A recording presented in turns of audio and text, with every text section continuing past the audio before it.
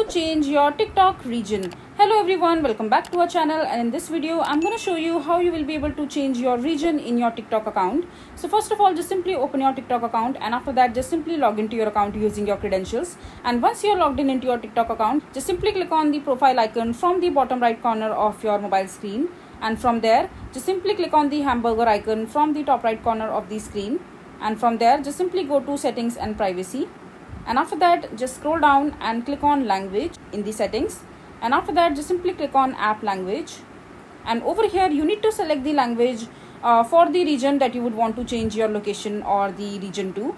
So for example, I want to change my region to France. Just simply tap on it, and after that just simply click on done. And once you are done selecting the language of the region you want to change the location to, you will be able to see the videos for that particular region in that particular language only, and this way you will be able to change your region. So that's how you do it. So this is basically how you will be able to change your TikTok region. I hope you find this video to be helpful. So that is it for this video. If you find this video to be helpful, make sure to hit that like button and don't forget to subscribe to our channel for more such informative videos, and I'll see you the next time.